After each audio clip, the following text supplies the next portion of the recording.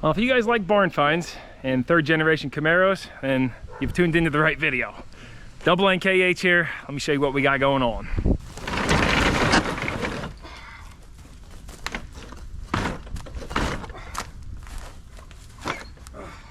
I gotta dig that out a little bit to get the door the rest of the way open, but check it out. So in a previous van video, I already showed a glimpse of this, doing a couple cars on the same property, but it's got the tune port. It's an IROC-Z Convertible, and it's been sitting for, I don't know, but look at it. I mean, it's not rotted out as far as I can see. It is on a dirt floor, so it could be pretty toasty underneath, crispy, whatever you want to say. Yeah, let's just sweep around and then get the door the rest of the way open and find out what's going on. We've also got this Plymouth. It's going to be another video. I gotta get this out first, get that all cleared off, and then go from there. Let's do a little sniff check on the gas tank. Oh, it's a solid 20 years, I'd call it. Oh, coming over here, we got a tire off the bead, but wow, look at those wheels. No corrosion. This thing is decent, and he said he does have a title for it. I don't have it in my hands yet, but let's take a little peek inside. We got 89,000 miles I can see from here. Automatic. That steering wheel, real rusty. I don't like the signs of that. I see keys in the ignition. Well, we're ahead of the game there. This should have the 305, right? I think so. Yeah, there it is, 5.0 liter. All right. Why is there an antenna just sitting in here? Yeah, scorching in the sun. Yeah, I'd call that a barn find.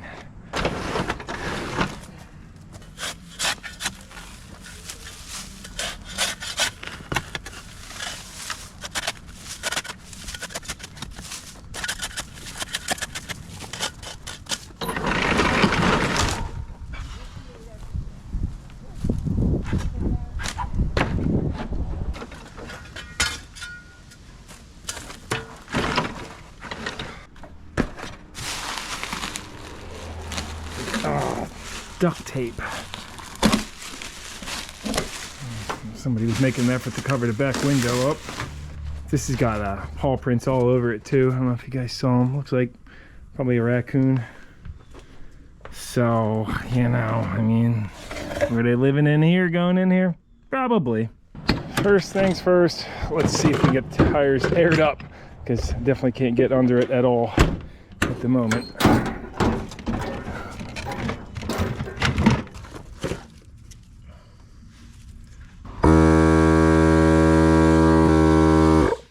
No, he's just leaking out of the bead. Let's see if we can get any to take air. That had a little pressure in it, so this one will pump up.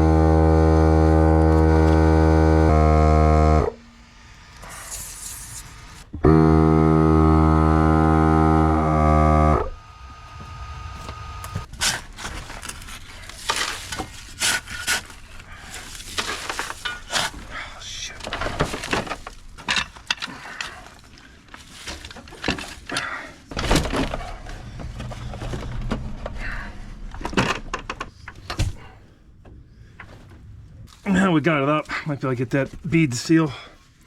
Yeah, there it goes.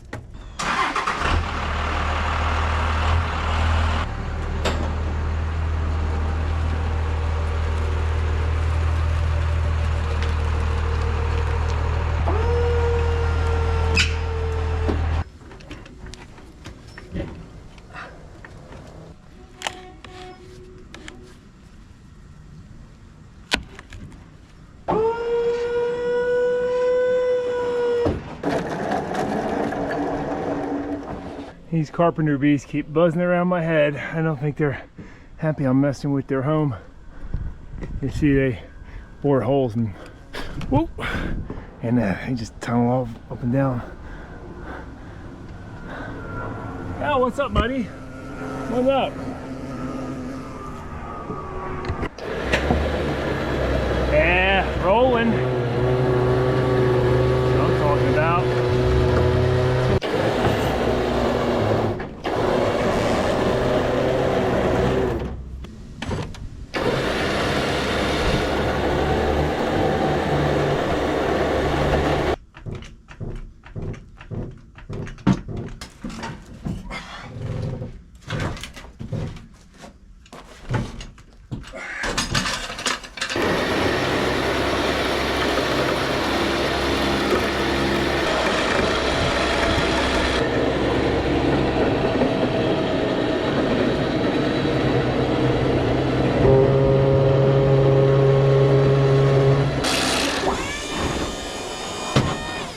Did you ever see this move when you...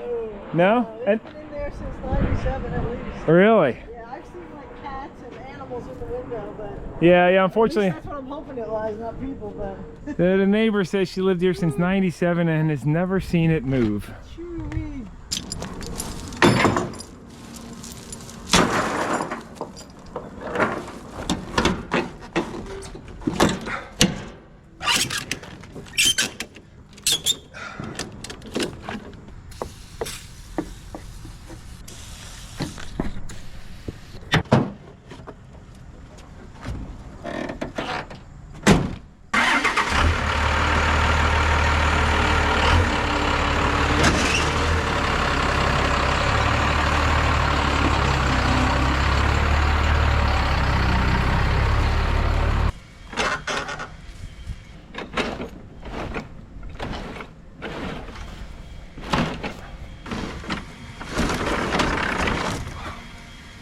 Yo, buddy. Hey.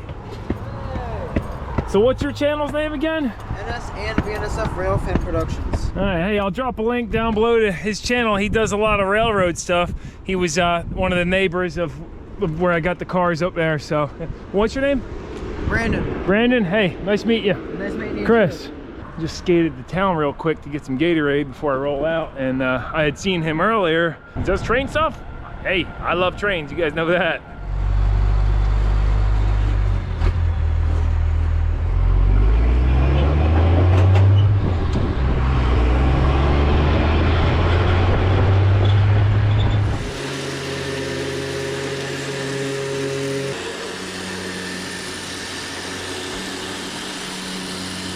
Let's get this thing a preliminary cleanup and blow off some of the crud everywhere.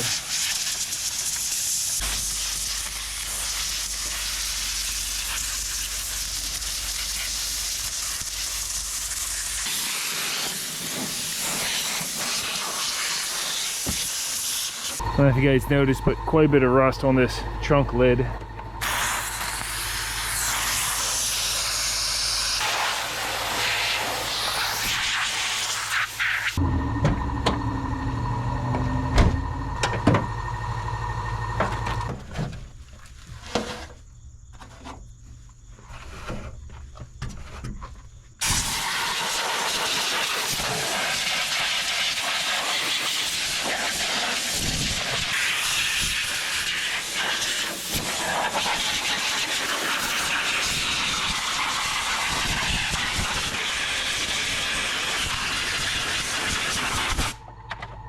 So many nuts stashed. I mean, it's just packed with them in here.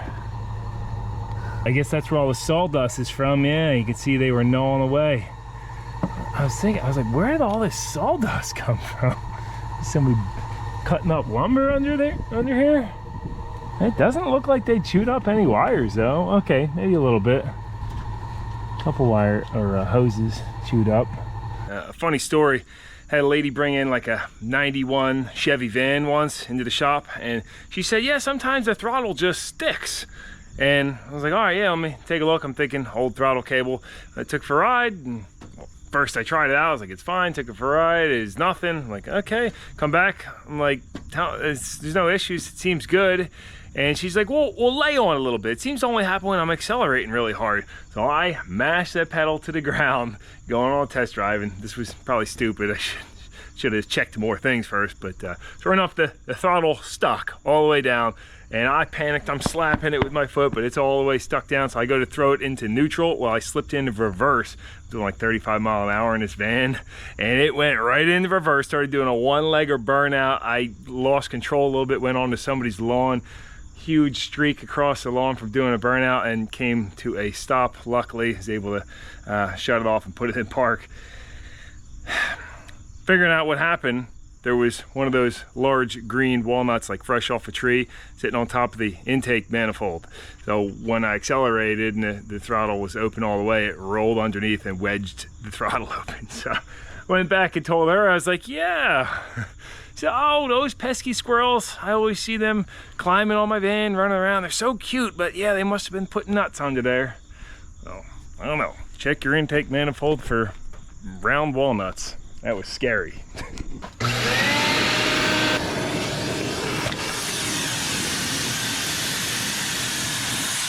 course, they're just a little too big.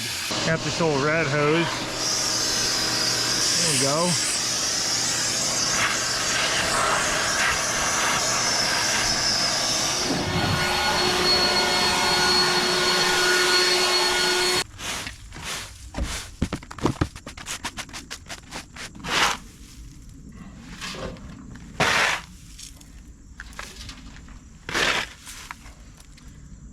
All that just from under the hood.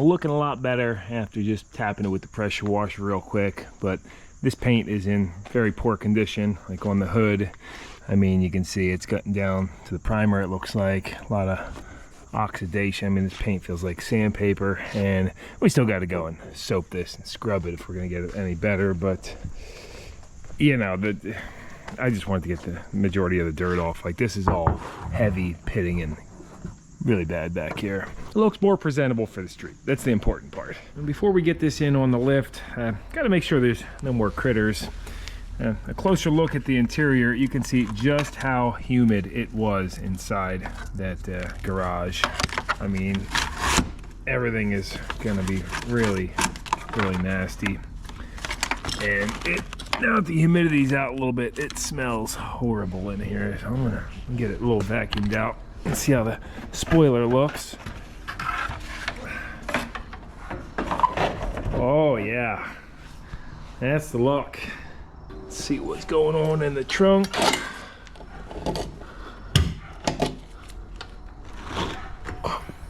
Oh, well, how about that? Stinky, but clean. Even the struts still hold up, which is nice. Got some jumper cables. Yeah, tools. What's in this box? Oh, this is like wine glasses. Oh, check that out. IROC-Z. Chrome auxiliary light. And some other basic tools and such. What is this? The carbon dioxide tire inflator. Speaking of tire, do we have a spare in this thing? Oh yeah, aluminum rim. Wow, that's a tiny little space saver spare with a bunch of mold on it. Considering this is high pressure and got severe rust, we're gonna deplete it, see if we can fill up a tire. Oh yeah, this thing's nice. How about that? Hit it ice cold too. Better they use it than to have this thing explode though. Not a very good tank design because it's wrapped in cardboard, so that's gonna trap all the moisture. Oh yeah, that was not what you want happening to your high pressure CO2 tank.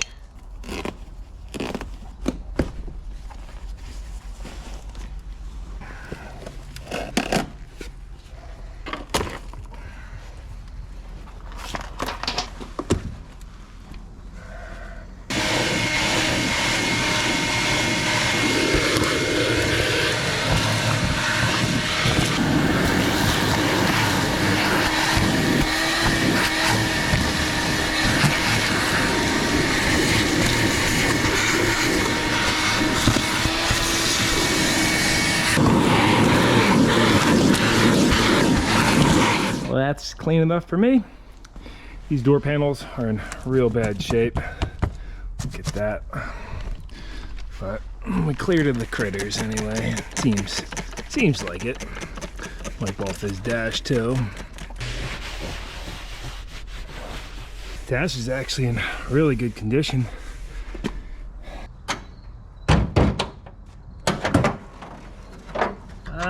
Hood struts. Junk, but what a money maker for auto manufacturers, because they're guaranteed to blow out. Look at that junk. 13 bucks for a new set. Cheap.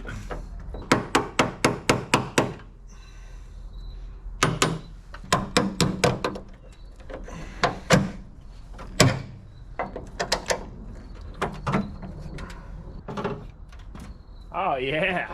I mean, they're nice when they work. Ooh, almost got me. Brakes are a little sticky.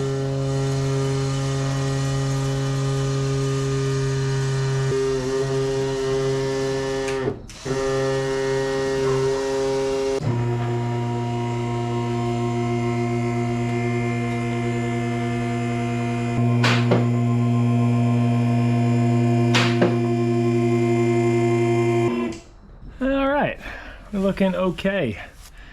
Not as rotted as I thought it would have been. That one's locked. This one spins. Of course, we didn't press the brakes yet. Transmission seeping a little bit. Factory catalytic converter. His full factory exhaust looks like. Floors. Oh yeah, that's paper thin. And I'm sorry, it already is rusted through.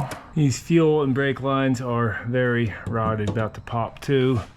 We'll detach this fuel filter here in case that pump is working in the tank. I assume it's not gonna be. It sounds pretty empty in there. Oh, that actually wasn't so bad.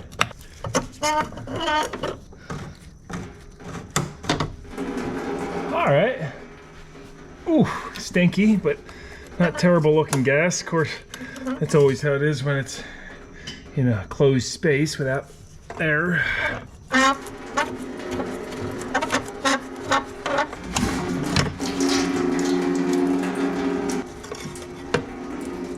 Let's get this fuel return hose off too. We got the fuel outlet hooked up to a bottle. That way, when we key on, if the pump happens to be working, it doesn't pump a bunch of junk into the fuel rails. We'll see what comes out. See how this engine sounds hand rotating it. Oh. Okay, that's just the belts with the rust. I just want to make sure this spins over fully. Listen for any rust in the bores. I mean, I'm sure it's good. But before we spin it over with the starter, better safe than sorry. Give her a few revolutions.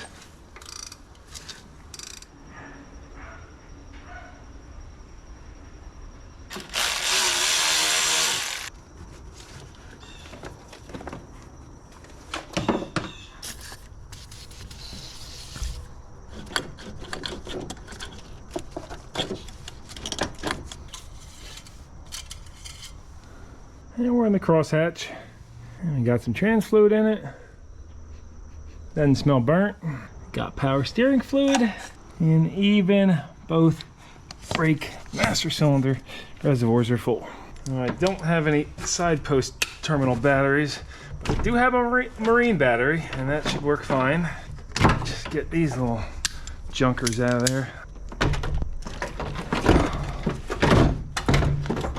Marine battery, a little big. It'll work though.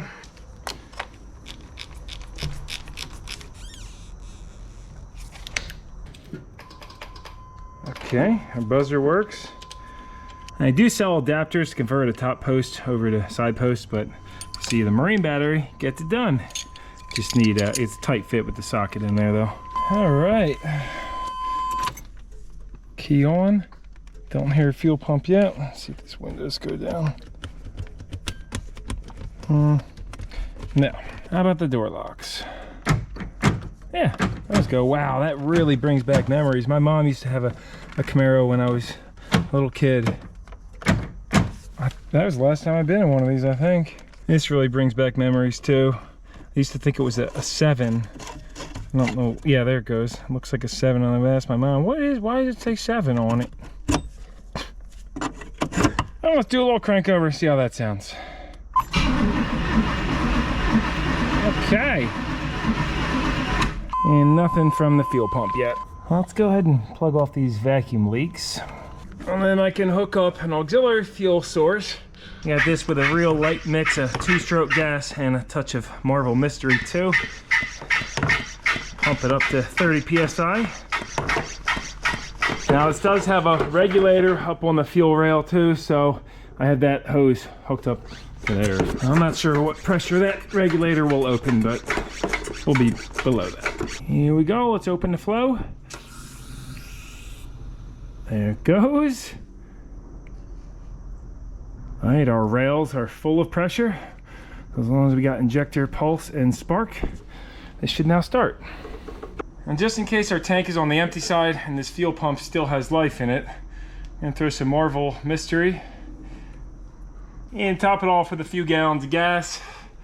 That way, if that pump does come on, it gets some lubricity, and who knows, maybe it'll come back to life. We don't have to drop the tank or cut an access port in this if somebody hasn't already done that.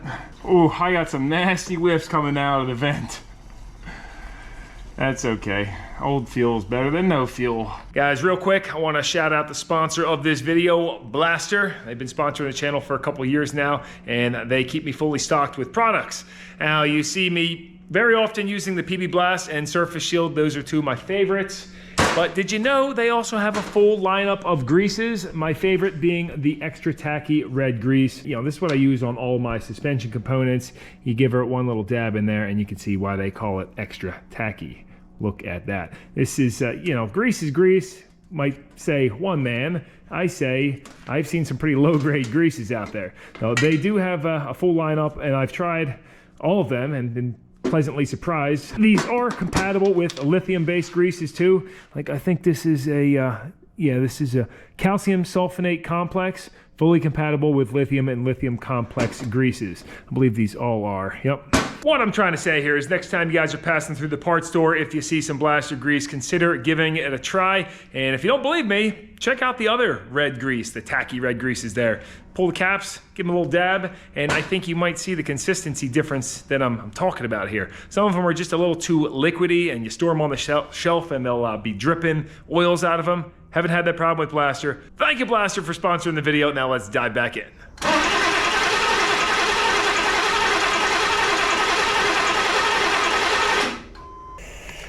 Check for spark and injector pulse. We get the Noid light and a spark tester hooked in line. Now the injectors are hitting, and I didn't see a spark, but I heard a spark. Now those injectors might be, you know, all foobarred.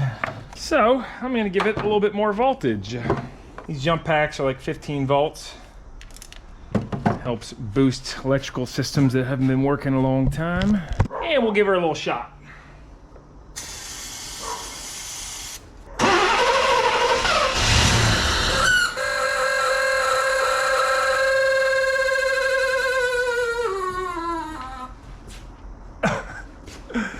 Well, there she went. You just need to get these injectors hitting. that was this fan kicked on. Ooh, she sings. No, I made a mistake. We should have purged out what's in this rail up here because it's just a bunch of old fuel. And I can't find my adapter that threads onto here, but let's just see what comes out. Oh, yeah, that's the problem. We just got to get some fresh fuel up there because the return is not flowing back. So, okay, I had the right adapter in my Ram kit. Look at that, right on the money, 30 psi. So now we can flow some of that out. Oh, this button's sticky. There it goes. We get some fresh fuel up in there in the rail. Oh yeah, that's a little better. Still holding 30 psi.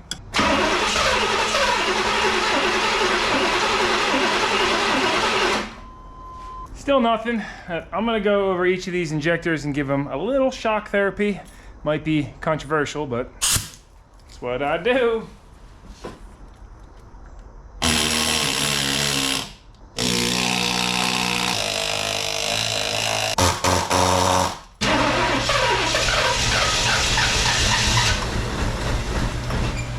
I'm starting to think the exhaust is blocked up. Does not sound good.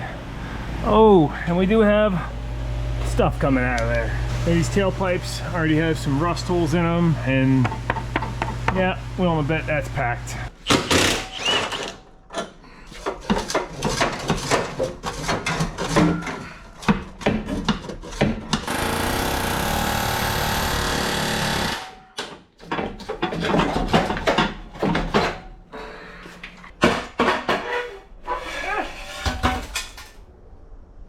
Yeah, I don't know.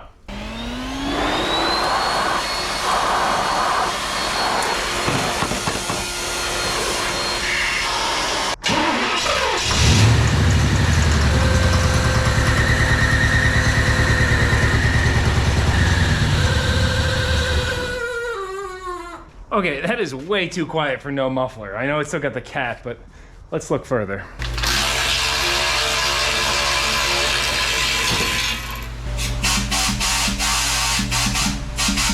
Yeah, it's not blocked up. I'm leaning toward this cat being clogged. It really is quiet.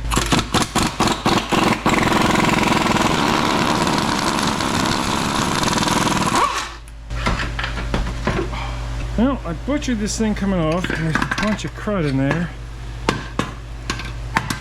But yeah, that would have clogged it. I wonder if that's just from me butchering it. Yeah, I could see a little bit of light through there. Yeah. Either way, not gonna be needing that anymore.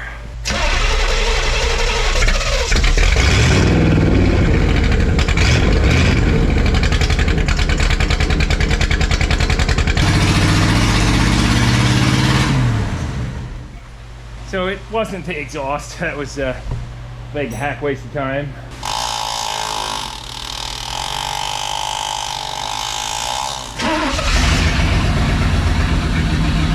Coming back to life, she is. Whoa, you hear those other cylinders kicking in. There it is. Now, fortunately, it's very easy to do a cylinder balance check on these.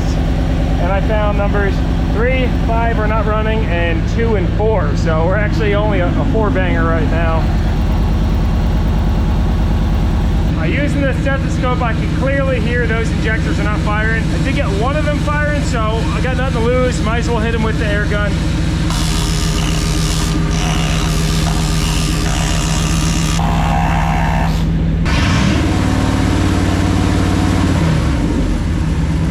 Got them all working except for 2 and 3. The next thing we can try is I got the jump pack, which is 15 volts. We can give it a little bit more voltage than usual.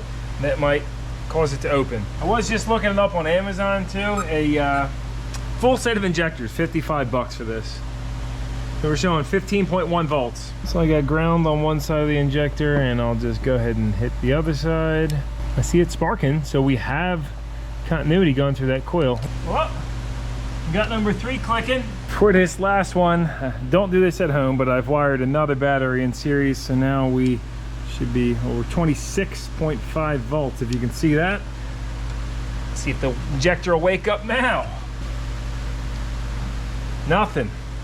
It's still arcing though, so we didn't blow the windings. And the other thing we could try doing is thermal shocking it, since right now it's real hot from running.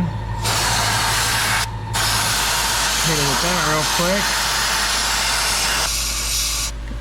A can of duster. Oh yeah, she's frozen now. Well, you wouldn't believe it. I finally got it clicking. All right, we should be running all 8 now.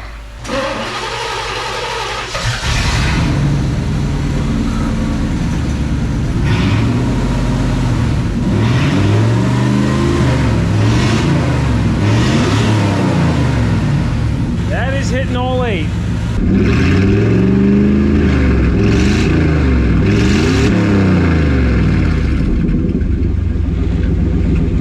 Brakes feel okay. Got nothing coming up on the temp. Doesn't look like charging voltage either. How about, do we go into gear?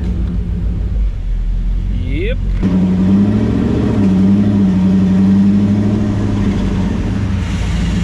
Alright. Good oil pressure. Tachometer very responsive. Look at that.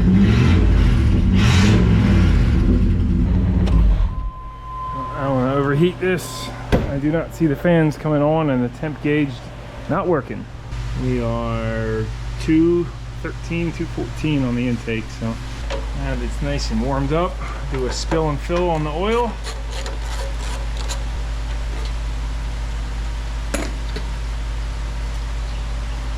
Yeah, pretty dark.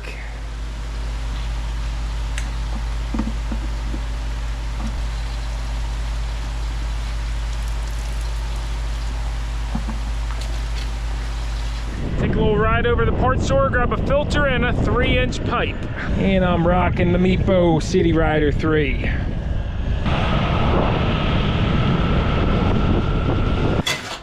Oh, 18 inches, that should do it.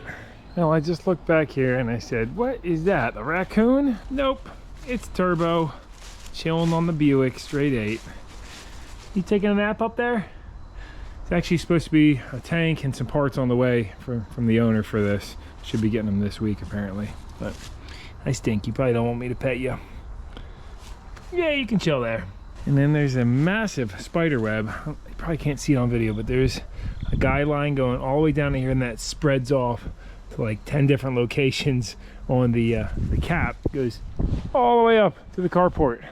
She's not in her web right now, but I'm not gonna mess with that. I almost got clipped earlier when I was walking by. I mean, this is a stout. That's very, very strong.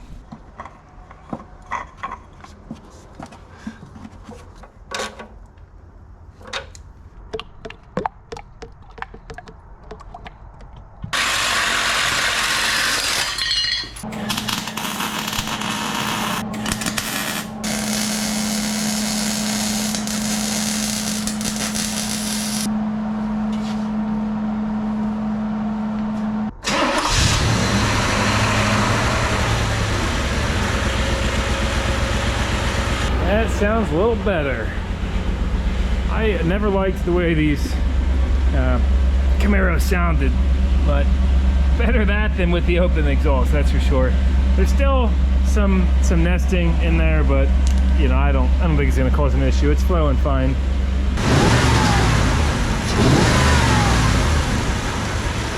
No charging voltage.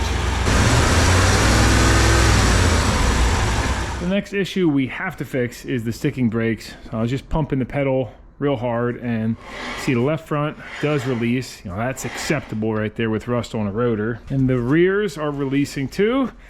You can see this does have a posi. Both sides are spinning. I was just looking it up, and apparently after 87, that was a mandatory option for the 305 tune port injection. This is an 89, by the way. I forget if I ever mentioned that yet, but 10th digit is a K. Over here on the driver front, we are locked up solid after pumping that pedal, so let's fix that. Hopefully we can just push the piston in and out a few times, and that'll take care of it.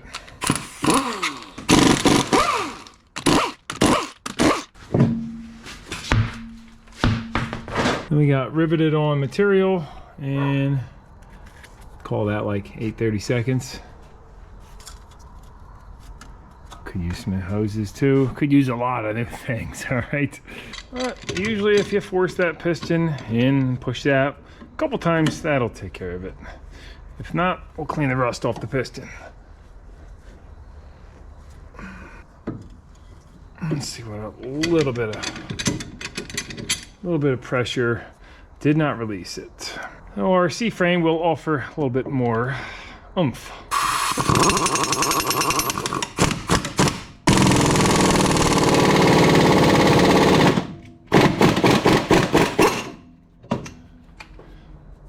Okay, even that did not release it.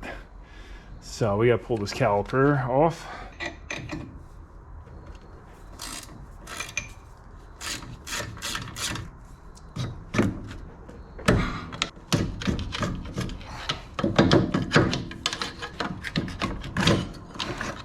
Wouldn't have made it very far with that caliper. And the brake hose is not dripping, which makes me think it's probably clogged. Should be replaced regardless, but let's just see if this caliper pushes in now. Here we go. Look at that, it's not the piston. Just needs a new brake hose. Well, no brake hose is in stock at the store, but Mad Max style, we can still get this working. I removed this clip, and you see this crimp on here? There's no point of it besides holding the brake hose, and it gets rust jacked in there and pinches it. So I bet you if I cut this off carefully, we'll get flow. And you know, if this crimp was rotted completely, which it is pretty rotted, but that won't cause a restriction. That will just cause the line to pop off and blow off. Pretty rare. Same with this one.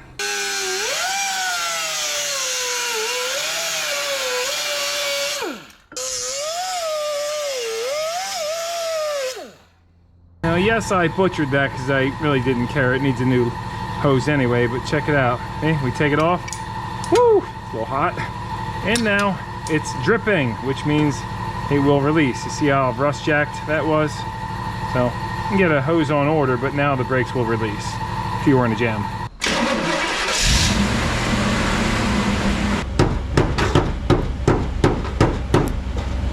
Get that fuel pump going. Time to address the fuel pump. So I'm sure it's just a corroded pump in the tank with a bunch of rust in there, but let's make sure we're getting power first. I assume one of these are going to be a fuel pump relay, but not too familiar. So my first step is going to be going and checking the fuse box, because it is kind of a wiring mess down here. I guess somebody put one of these, what's it, a Viper Model 300 alarm system in it. With the key on, gotta make sure all these fuses are good just by going across them. All good, and actually these are labeled. This 20 amp fuel pump fan. Now going to the underneath, I think those are our fuel pump wires coming out of the body, going over top. How convenient is that? And I got these wires hooked up. Let's see what we got. You got a couple grounds and then nothing. Let's do key on.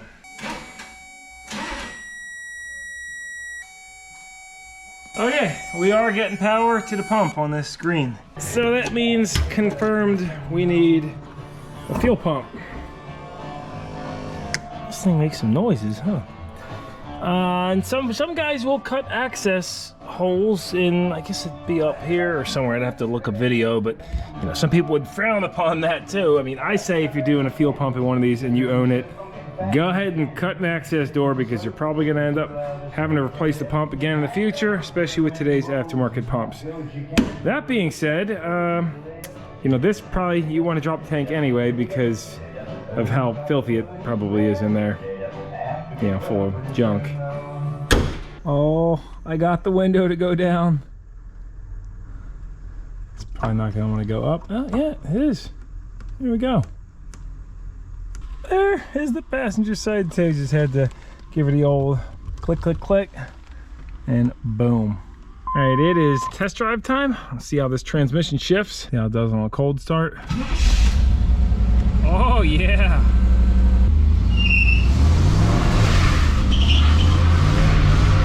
Wow, this thing has like no traction at all. of here without is a fire extinguisher. Would not be good. There we go. Oh man, this is a really good, smooth power car. I remember these being absolute turds, but maybe that's just because I've been driving a lot of slow stuff and now this thing feels like a rocket ship. Let's do a little acceleration test. Okay, so it's buttoned through first and then second they gripped up, but yeah, this thing rides really good. The engine is super healthy. A little bit of shaking with these tires for sure, but here goes a brake check.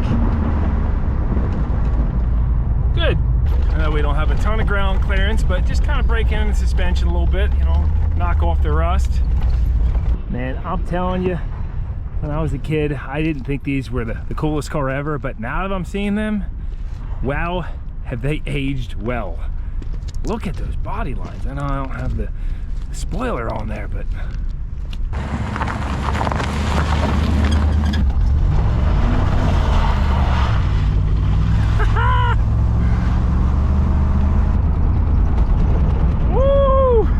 these wheels starts hopping up and down. Quite a bit of torque out of this 305. I'm genuinely impressed. Like with the posi, you want to spin a U-turn, just no problem at all. Absolutely no problem. It runs, man. Oh, there's the wheels shaking.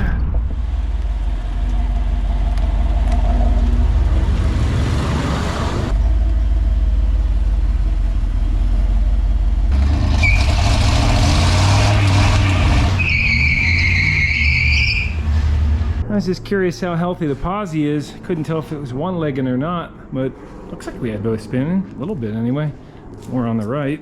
Something we didn't try yet, the convertible top. Let's see if we can get this up since it is a sunny evening. And we got this up on the front,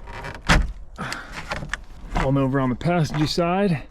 And I was actually looking for like a button. I figured it'd be an electric top, but apparently it's just mechanical from the videos I was just looking up. And with that released, we then come over and there's a release for the back. Okay, it goes up. And this is supposed to pop up. You're supposed to hit this tonneau cover release, but it's only releasing it on that side. So maybe we'll just give it a little tap with a mallet.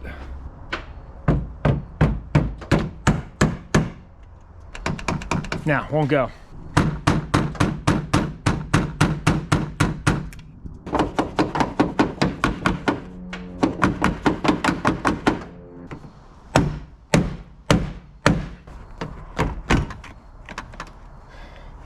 There we go.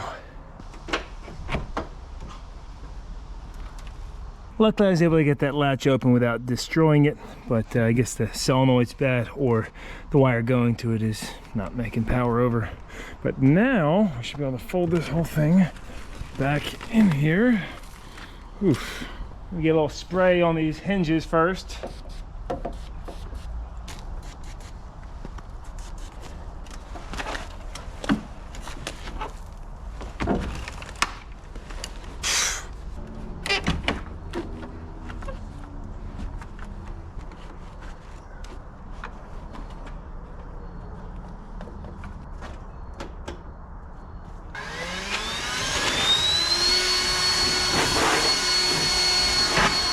Now I can go for a proper cruise in my IROC-Z Convertible Z28 Camaro with what little sun we have left today. This is way better. Should have put the top down to begin with.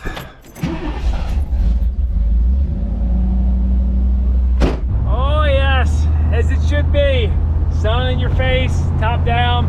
But I gotta say, I mean, if I'm sitting upright, like, this is my view. It's not exactly ideal. Oh, there's the Popo. They coming. Let's go. Woo! Kicks out real easy. Those old dry rotted tires.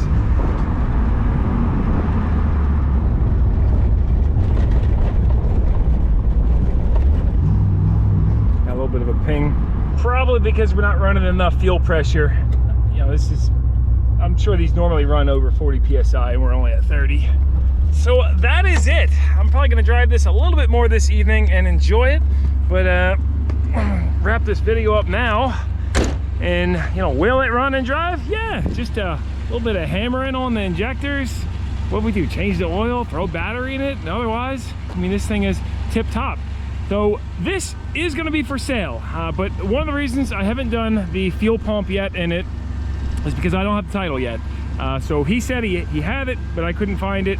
So I'm gonna have to apply for a duplicate in New Jersey, and that could take, you know, that could take some time, and it's a $60 fee too. People often ask about what the deal is with these titles, and it's just, if there's no title, it makes it a real hassle.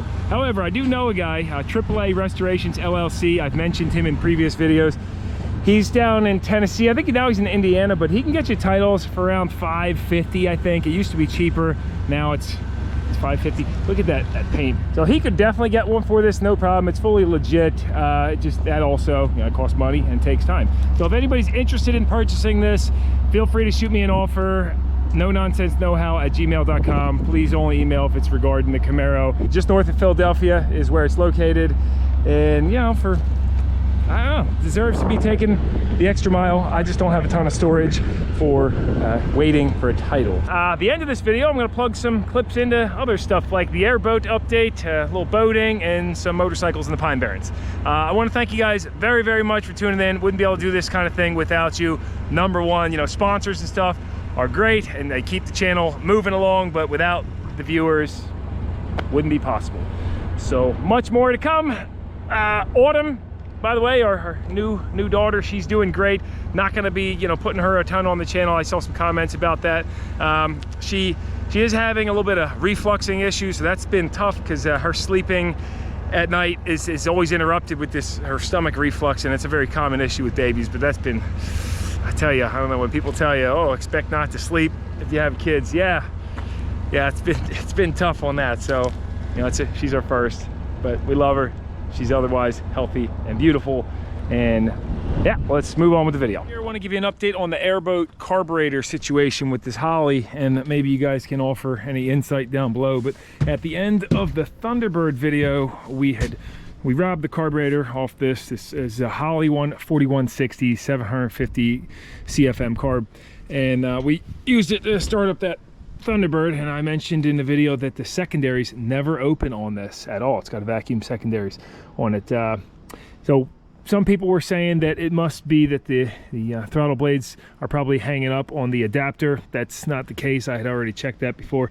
So I was thinking this is just too big of a carburetor for this size engine with the current cam in it. But then I saw a few comments on that video saying I should get the Holly spring assortment kit for the secondaries diaphragm, which I did check. This diaphragm's good, and as I showed you in that video, when you blow past the main throttle with air, these do open.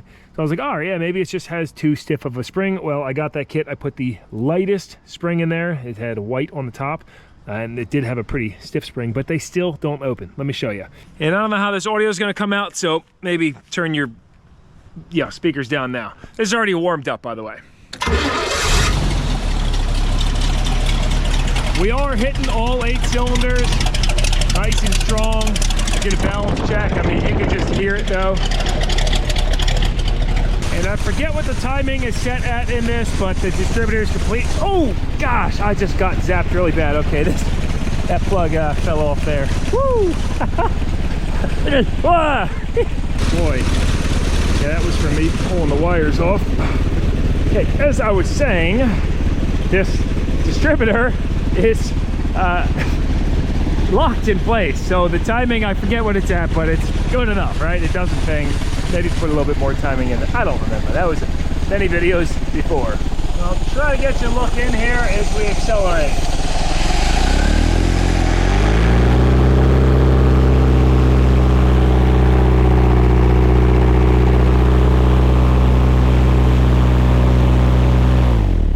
As you can see, we're getting full RPM, and those secondaries do not budge. I'm going to try to hold this in my mouth and now show you what happens when I do open the secondaries with my finger though.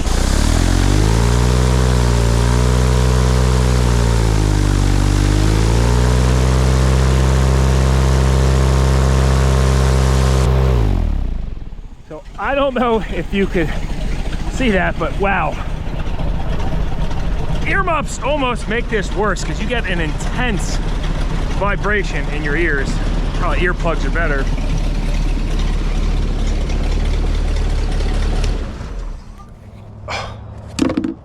I can't even think. It's just like rattling your head, holding it back here. Up front, it's not bad. You have your head right next to the prop. Whew.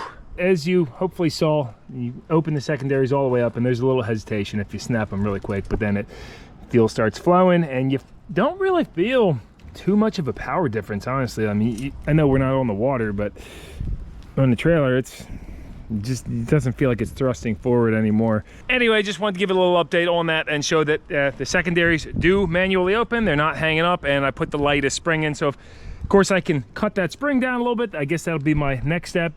Well, actually, my next step will be going to do some research, but I figured I would show you guys for if anybody's curious or has info on why they're not opening. Is it too big? Wrong carb? Should I put a quadrijet? What do you think? I mean, a boat does 33 miles an hour on a good day, so pretty happy with that for this sized boat. Considering the stringers are probably waterlogged, and it's a sizable airboat for just a single engine like that, based on all the other ones I see down in, you know, those dry running ones. They're all like 10, 12 foot, maybe 14. One more thing worth mentioning is when you're wide open and full RPM, if you start to cover this with your hand a little bit, the secondaries will open on their own. So obviously the system is working fine, but that's what makes me think it's just overcarbed. The more I think about it, maybe the answer is I just got to throw an intake, headers, port the heads, and a cam. It'll definitely flow enough air. It's got the displacement. I decided to take the Raven Countach out for a little spin. He's floating out here in the nice weather. Gus was checking these aquatic birds out. Where's Mommy? She's on the way, buddy.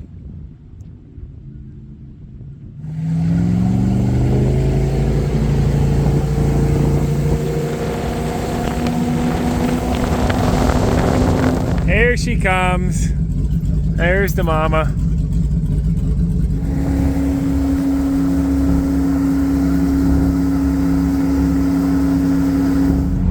Gus, we're at your favorite place.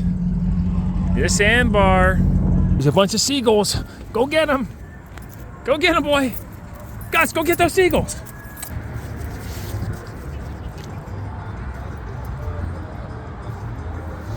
He's looking for chicken bones. That's what he's doing. It's a beautiful evening for September.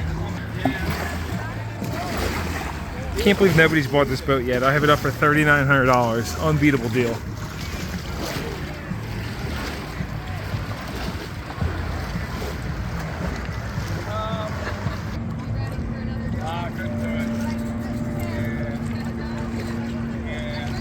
He's gonna tire himself out.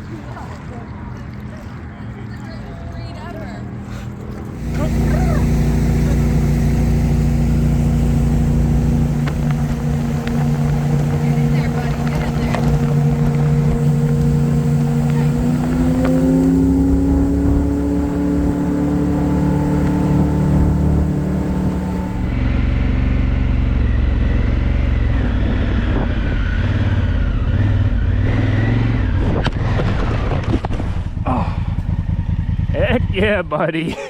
If I would have had both hands on the wheel, that wouldn't have happened.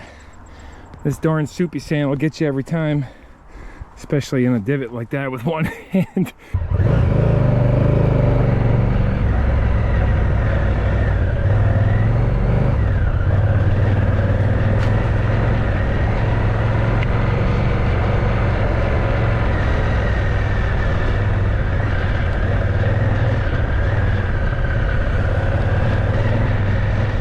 Yes, the groomer trails are a little bit better for a heavy bike, you know, more at home.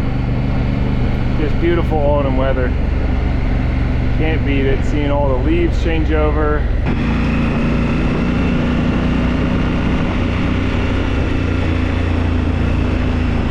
Slow and steady wins the race.